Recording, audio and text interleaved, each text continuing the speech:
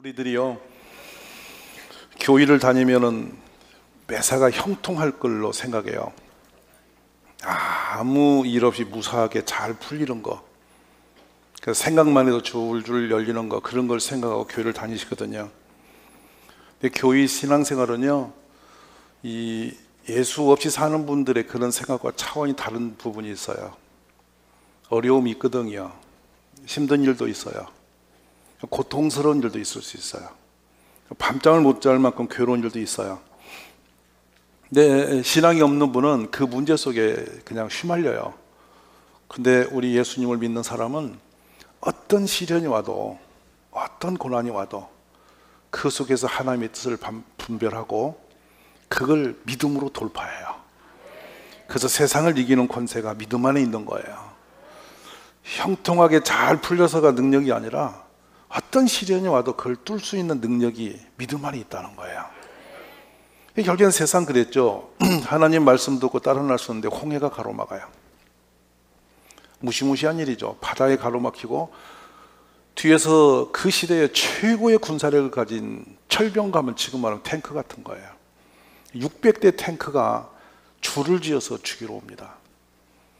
그때 철병거 옆에는 이 칼날을 휘어서 이렇게 달고 있기 때문에 축축축축 돌아가면 말이 뛰면은 칼날이 슝슝슝 돌아가죠. 걸리면 그냥 초토화가 되는 거예요.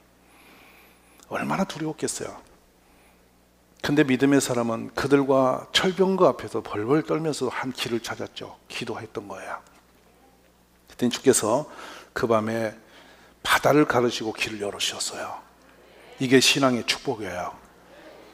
사람이란 묘하게도 배부르면 잘 살 것 같잖아요. 근데 배가 부르면 교만해집니다. 안주하기 쉽고요, 열심도 식어지고요, 자신도 모르는 사이에 길을 잃어버릴 수 있어요. 그래 종종 하나님은 우리를 편안하게만 놔두지 않고 당금질도 하세요. 그러므로 잘됨의 의미가 편안한 것이 있지는 않아요. 어려울지라도 주님이 계시고 벽이 막혀도 뚫을 수 있는 길이 열리고 기도할 수 있고 예배할 수 있고 아무리 힘이 들어도 하나님을 의지하면 또 살심이 일어나는 그것이 믿음의 역사임을 저는 압니다.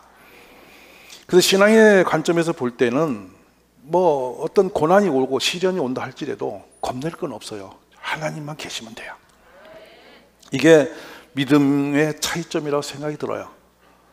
지금 우리는 코로나의 극한 시련을 겪었고 느닷없이 러시아의 전쟁으로 인해서 전 세계의 경제가 흔들려요. 아마 경험하지 못한 일들이 막 일어나죠. 그러나 두려워할 필요는 없어요. 이럴 때일수록 믿음을 더 세우면 되는 것입니다. 한 가지 우리가 알고 있을 것은 하나님을 우리를 사랑하시되 끝까지 사랑하세요. 어떤 위기 속에도 하나님 우리를 지켜주실 걸 믿으시면 돼요. 두려워 말고 담대해야 돼요. 그리고 주님은 반드시 나를 도우실 걸 확신하고 사시면 어떤 위기에서도 살 길이 있음을 믿으시기 바랍니다. 그렇습니다. 힘들 때는 하나님 어디 계신가 두리번거리게 돼요. 왜냐하면 너무 힘드니까요. 전능하신 하나님이 한 번만 이렇게 하시면 되겠는데 왜 이렇게 나를 어려운 곳에 놓아두실까, 이렇게 마음이 힘들기도 하는 거예요. 그러나 기억하세요. 의미 없는 고난은 없어요. 우리 사람은 그냥 대충 넘어가지만 하나님은 반드시 하나님의 사람을 비틀거리게 놔두잖아요. 그때마다 채찍을 드시기도 하시고 당금일도 하셔서 우리를 바로 잡아 세우려고 몸부림하신 분이 하나님이세요. 그래서 기자는 이렇게 말합니다. 시편 기자는 그의 노염은 잠깐이요 그의 은총은 평생이로다. 저녁에는 울음이 깃들지라도 아침에는 기쁨이 오리로다. 너희가 참음은 징계를 받기 위함이라 하나님의 아들같이 너희를 대우하시나니 어찌 아버지가 징계하지 않는 아들이 있으리요. 아버지는 종종 매를 들어요. 혼도 내세요. 근데 그 매가 우리를 죽이려고 때리는 매가 아니에요. 잘 되게 하려고 바르게 세우려고 하시는 매란 말이에요. 그것을 우리는 흔히 사랑의 표적이라고 말하는 거예요. 우리 하나님 우리를 사랑하시되 죽기까지 사랑하십니다. 그러므로 어떤 고난과 연단이 있다 할지라도 두려워 마십시오. 하나님이 위대한 사람들은 한결같이 고난을 이긴 사람들입니다. 아브라함도 그랬고요, 야곱도, 요셉도, 모세도, 다니엘도 바울도 심지어 예수님도 고난을 통해서 온전하게 되셨습니다. 예수님이 부족해서 온전히 된 게 아니라 고난을 통해서 더 아름다운 모습으로 성숙됨으로 우리에게 나타나셨다는 뜻입니다. 사랑하신 여러분, 고난 속에 우리가 한 가지 붙들 것은 있어요. 하나님을 바라보는 거예요. 서로가 이때에 우리 믿음이 회복되어지는 축복이 있기를 바랍니다. 근데 고난 속에서 절대 하지 말아야 할 게 한 가지가 있어요. 낙심하지 말아야 돼요.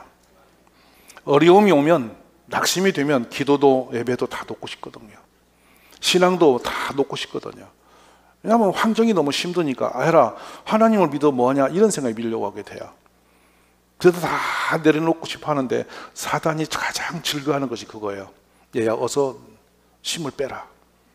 너 믿음도 지워라. 하나님 너 도울 수 없어. 그리고 낙심해버리게 하는 거예요. 이 가나안 정탐꾼들이 와서 했던 가장 중요한 일이 뭐냐면 이스라엘 백성을 낙심시키는 일이었어요. 그 뒤에는 사단이 있었죠. 우리가 어디로 가랴, 우리의 형제들이 우리를 낙심하게 하여 말하기를 그 백성은 우리보다 장대하며 그 성읍들은 크고 성곽은 하늘에 닿았으며 우리가 또 거기서 안악 자손을 보았노라 하는도다 하기로. 여기서 낙심이 온단 말이죠. 잊지 마십시오. 어떤 시련이 온다 할지라도 믿음으로 서셔야 됩니다. 주님은 지켜주실 거다. 낙심치 아니하면 반드시 하나님의 때가 이르면 상 받을 날이 있습니다. 우리 모두 그런 축복이 있기를 주의 이름으로 축원합니다.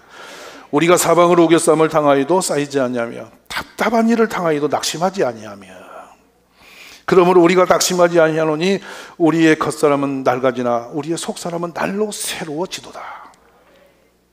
우리 이와 같은 믿음으로 이 환난을 이기는 축복이 있기를 간절히 바랍니다. 혹이라도 우리가 고난한 일이 내 삶에 온다면 내가 뭘 잘못했나부터 보죠. 그럴 수 있습니다. 잘못되면 하나님이 우리에게 고난을 당금하십니다.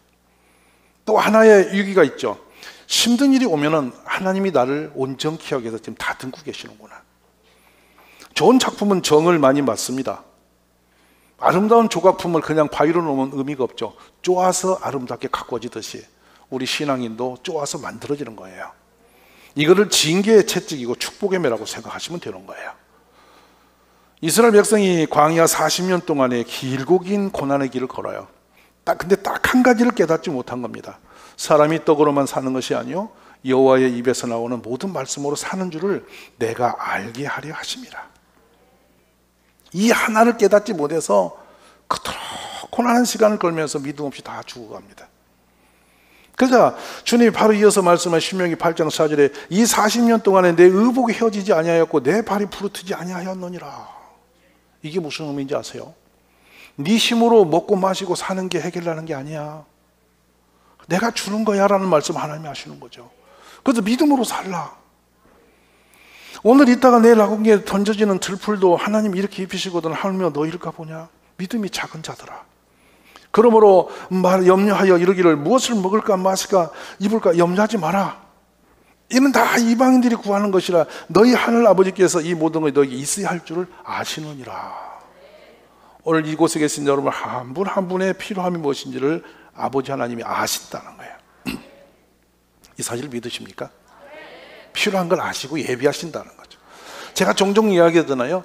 개척 때 땅을 돈 한 푼 없이 계약을 해놓고 그 돈을 어디서 구하나 했던지 부산에 갔더니 7년 전부터 준비해서 제가 원했던 그 금액까지 다 맞춰놓고 기다리시다고. 너무도 놀랬다고. 얼굴도 이름도 모르는 부산 사람들이 그 돈을 모아서 8,500원을 맹글어 놓고 계획을 5천만 원 땅 사고 3,500만 원으로 교회 짓는다고 그렇게 계획을 세워놓고 기다리고 계시는 거예요. 저도 아무것도 없는데 그런 그림과 마음을 가지고 찾아가서 그렇게 맞닥뜨려서 보니 그 일이 일어나는 거예요. 그러니까 우리 하나님은 우리의 필요한 것을 미리 아시고 예비하신 하나님이셔요. 근데 그 일이 우리 일이 아니고 하나님 일이죠. 그런즉 너희는 먼저 그의 나라와 그의 의를 구하라. 그리하면 이 모든 것을 너희에게 더 하시리라. 오늘 이 믿음이 우리에게 일어나기를 주의 이름으로 축원합니다. 그러므로 다시 보면 고난은 절대 저주가 아니에요. 우리를 좋은 작품으로 만들려고 하시는 방법들이에요. 혹한 시련을 고난을 당하고 그 연단과 시련을 경험된 사람이 아름다운 작품이 되는 거예요. 겁내지 마십시오. 하나님 우리를 아름답게 쓰시기 위해서는 때때로 험악한 고난의 골짜기로 집어넣습니다. 사망의 골짜기 우리를 몰아갈 수 있습니다. 그러나 사망이 음침한 그 골짜기에서 주님이 지팡이 막대기로 우리를 건져내시는 겁니다. 이게 믿음의 역사임을 저는 믿습니다. 그 징기스칸이 세계를 가장 넓게 정복했던 사람이죠. 그분이 이런 말을 남겼습니다. 내 후손이 말등잔에서 내려오는 날 우리 민족은 망한다 그랬습니다. 아주 전 세계를 가장 넓은 땅을 차지했어요. 그 어마어마한 땅을 정복한 징기스칸, 우리가 지금 그 역사를 더듬으면 200만도 안 되는 그 민족이 전 세계를 지배한 최고의 땅을 만든 사람입니다. 무슨 셈인가 봤더니 그들의 성인식을 보면 우리와 달라는 게 있었습니다. 영하 50도를 넘는 눈보라치는 어마어마하게 추운 날을 기다렸다가 15살 된 아들을 그 말 위에 올립니다. 아버지가 말등잔에 아들을 올려놓고 이 말 고삐를 절대 놓지 마라. 이걸 놓치면 너는 죽는 것이다. 말도 앞을 보지 못하고 사람도 앞을 못 보게 눈보라치는 그 추위에 아침 일찍이 내오는데 100리길을 가서 말이 돌아와야 되는 것입니다. 만약에 떨어지면 어디서 죽는지도 모르는 거죠. 그러니까 생명을 걸고 성인으로서의 이제 그 자기의 대장부의 모습을 드러낸 건데, 그 말등잔에 아이를 올려놓고 아버지가 그 귀순말을 당부를 하고 말 등 뒤를 볼기를 치면 말이 뛰어가기 시작하는 것입니다. 해가 져서 어두운 속에 말과 애가 살아오면 소리를 지르는 말도 소리를 지르고 쓰러지고, 이 아이도 괴물처럼 확 쓰러져서 말등잔에 떨어지는 것입니다. 그러면 부모가 달려가서 그 아이를 천막 안으로, 텐트 안으로 들이지 못합니다. 바로 넣으면 이 동상으로 다 살이 썩어내리는 거예요.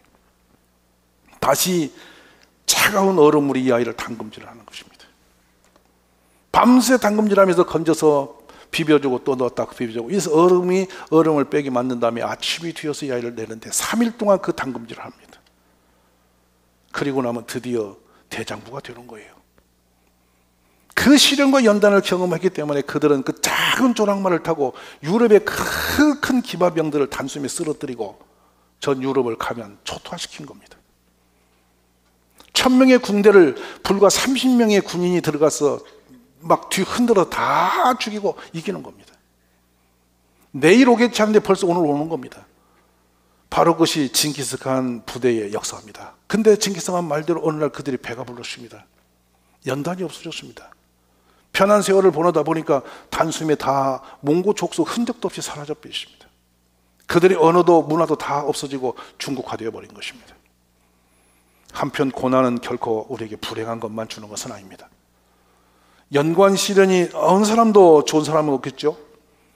가난보다 부유함이 좋고 질병보다 건강이 좋고 새벽을 깨워서 기도하는 것보다 늦게 잠자리에서 단잠을 자는 것이 훨씬 편하겠죠. 굶주리고 헐벗는 것보다 배부른 게 좋지 않겠습니까? 그러나 편안한 것이 우리를 강하게 하지는 않습니다. 연단과 시련이 있는 것을 겁내지 마시고 낙심치 마십시오. 때가 되면 이루어 세우실 때가 있음을 믿습니다. 그러나 내가 가는 길을 주가 아시나니 주가 나를 단련하신 후에는 내가 순금같이 정금같이 되어 나오리라 그랬어요. 이 고난은 우리에게 믿음으로 이겨내면 좋은 축복이 될 줄 믿으시기를 바랍니다. 그렇습니다. 사도 바울이 몸에 질병이 있고 그래서 그 은사를 가지고 그렇게 기도를 해도 고쳐지지 않습니다. 하나님께 정말 몸부림하며 기도하죠. 그때 주님이 주신 말씀이 있습니다. 네가 받은 은혜가 족하도다. 깜짝 놀랄 말씀입니다. 지금 상황이 참 좋은 때라는 것입니다. 그래서 여러 계시를 받은 것이 지극히 크므로 너무 자만하지 않게 하려고 내 육체에 가시고 사탄의 사자를 주셨으니 이는 나를 쳐서 너무 자만하지 않게 하려 하심이라. 돌아보니 그 능력과 은사를 가지고 교만해서 돌아다니다가 예수님께 버려지는 사람이 될 수 있는 확률이 높은 사도죠. 그러니까 질병과 약함을 들여서 그를 붙들어서 일꾼으로 만드시니 내가 약함 중에 강함이 되셨구나. 이게 은혜인 것입니다. 오늘 이런저런 모양으로 어려운 고비를 맞닥뜨리고 계시는 분이 계시면 오늘 주님을 바라보십시오. 주께서 반드시 거기서 놀라운 은혜를 주실 줄로 믿습니다. 예루살렘 교회가 환난을 당했습니다. 순교로 되죠. 야고보 사도가 죽임을 당하고 스데반이 돌에 맞아 죽습니다. 깜짝 놀랐죠. 그래 이 성도들이 흩어져서 갈 바를 모르게 흩어져서 이제 떠났습니다. 근데 가는 곳마다 교회가 세워져서 유럽을 정복하는 기적이 일어났던 것이죠. 놀랍게도 어쩌다 가보니까 사람들에게 붙었던 더러운 귀신이 소리를 지르며 나가고 많은 중풍병가 못 떴던 사람이 일어나기 시작합니다. 그래서 그 성에 큰 기쁨이 있었던 것이죠. 이게 선교의 출발입니다, 여러분. 우리의 환난과 고난을 두려워하지 마십시오. 고난 끝에 반드시 상급이 있음을 믿으시기 바랍니다. 생각하건대 현재의 고난은 장차 우리에게 나타날 영광과 좋게 비교할 수가 없도다 그랬습니다. 그러면서 우리 하나님이 우리에게 주신 은혜는 고난 가운데 길을 여신 그 능력이 있음을 보게 하시는 것입니다. 오늘 우리가 어떤 환경과 어떤 역사가 있을지라도 낙심치 마시기 바랍니다. 고난 당하기 전에는 내가 그릇 행하였더니 이제는 주의 말씀을 지키나이다. 이 고난함 속에서 우리가 주께 가가는 방법이 있었죠. 말씀을 붙드는 거예요. 우리 교회도 지금 이 코로나 시대만큼 이 성경을 많이 쓴 적이 없었어요. 애나 어른이나 많은 분이 성경 필사를 했습니다. 저도 바쁘다는 핑계로 맨날 그거 하고 싶어 못했는데 이번에 성경을 거의 썼어요. 그러니까 왜냐하면 가는 것이 안 되니까 앉아서 편지 쓰듯이 성경을 쓰는 거라 한밤에도. 이전에는 뭐 신방한다 뭐한다 맨날 돌아다니만 했는데 이제는 안 다니는 것이 은혜가 돼가지고는 앉아서 시간이 생겼어. 그러니까 말씀과 가까워지는 복을 누리신 거예요. 할렐루야. 그러니까 우리가 그릇 행하다가도 이 어려움이 오니까 우리 말씀과 가까워지는 거 있죠. 말씀은 생명이십니다.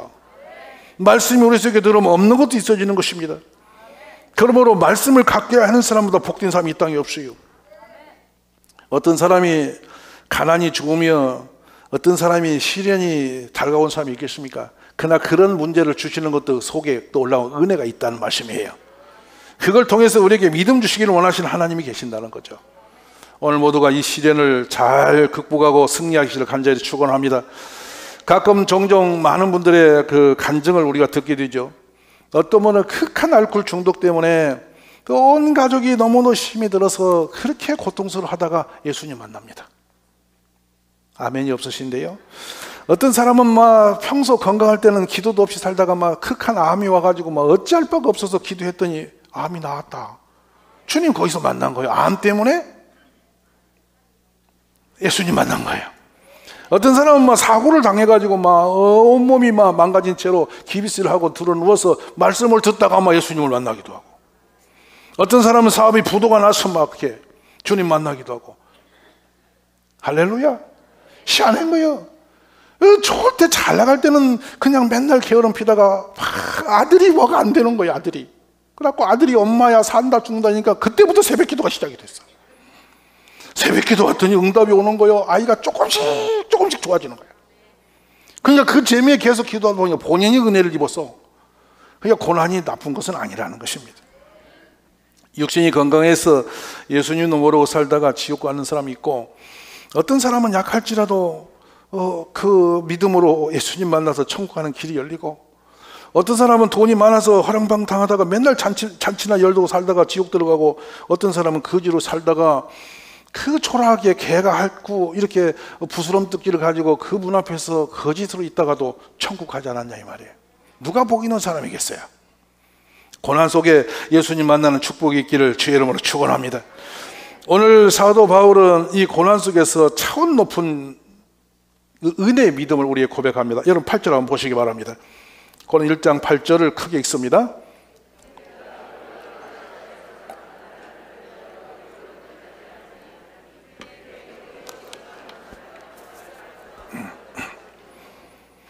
살 소망이 끊어졌다라는 용어를 썼습니다. 근데 바울이 예를 들어 있습니다. 이 목회자는 어려움을 당해도 교인 여러분에게 나 무지하게 어려워요 이런 말을 못 하는 것입니다. 왜냐하면 믿음이 없을 것 같아서. 하나님 믿으면 다 된다며, 전능하시다며, 그래놓고 당신은 문제가 안 풀리냐 이래 되니까.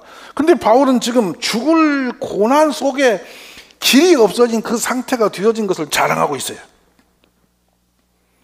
왜냐하면 그 고난이 자신의 죄로 어그러진 삶을 살다가 지금 잘못된 것이 아니고 예수님을 전하다는 고난인 거라.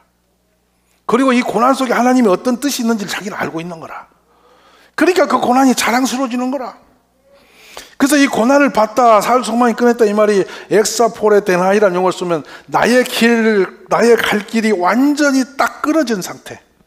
일체의 희망이 1도 보이지 않는 상태, 이런 상황에 뒤어진 것을 이 사도 바울이 야 이건 저주받았어 나 큰일 났어 하지 않고 이것이 나에게 유익하다고 말한단 말이에요. 배 풍랑을 당해서 배에 있는 짐을 다 내놓고 도망갈까 해서 죽이려고 칼을 뽑아들고 군인들이 덤벼든 적도 있었고, 또 성에서 그를 죽이려고 온 사람들이 유대인들이 일어나서 죽이려고 모살하고 문을 지키니까 그는 담장을 넘어서 그 바구니를 타고 도망길 친 적도 있고, 사람들의 매를 맞아서 저 그 시체를 버리는 곳에다 내 팽갇혀서 죽은 줄 알았더니 거기서 살아난 적도 있고, 험한 고난이 끝없이 있어서 헐벗고 굶주리고 매를 맞고 죽을 지경이 됐다는 겁니다. 그런데 바울이 그걸 통해서 단단한 능력의 사람이 된 것이에요. 오늘 고난을 주시는 하나님의 뜻이 거기 있는 것입니다. 우리가 그 뜻을 분별하는 축복이 있기를 주의 이름으로 축원합니다. 자, 그러면서 여러분 그 고난 속에서 사도 바울이 발견한 진리가 이 구절에 있는 것입니다. 여러분 구절을 한번 읽어보시기 바랍니다. 우리는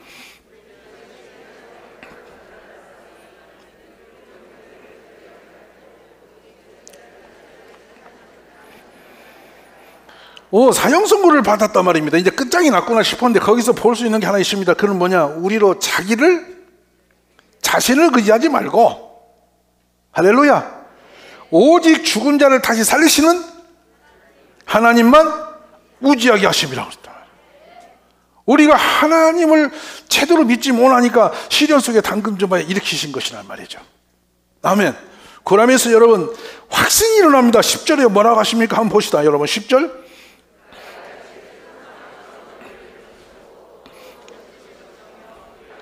그렇습니다. 과거, 현재, 미래가 다 들어옵니다. 큰 죽음의 골짜기에서 우리를 건지셨고 과거에 또 지금 건지실 것이며 앞으로도 건져내실 것이다. 이게 사도 바울이 능력이 믿음인 것입니다. 우리 하나님이 우리를 그렇게 해줄 줄 우리는 믿습니다. 그러므로 어떤 고난 속에도 여러분 낙심지 마시고, 야고보 사도는 말씀합니다. 5장 13절에 너희 중에 고난한 자가 있느냐 그는 기도할 것이요 즐거워하는 자가 있느냐 그는 찬송할지니라 그랬습니다. 고난이 있으면 여러분 기도부터 시작하는 것입니다. 그래서 그때 주님을 가까이 만나게 되는 것입니다. 주님을 구하고 만날 만한 때가 언제입니까? 고난할 때가 정말 가난한, 우리 심령이 가난해지고 고난할 때 주님을 간절하게 구할 수 있는 능력이 일어난 줄 믿습니다. 그래서 우리로 자기를 의지하지 말고 오직 죽은 자를 다시 살리시는 하나님만 의지하게 하려 하심이라 말씀했습니다. 욥기 23장에서 욥기 23장 8절에 그럽니다. 내가 앞으로 가도 그가 아니 계시고 뒤로 가도 보이지 아니하며 그가 왼쪽에서 일하시나 내가 만날 수 없고 그가 오른쪽으로 돌이키시나 배울 수 없구나. 그렇습니다.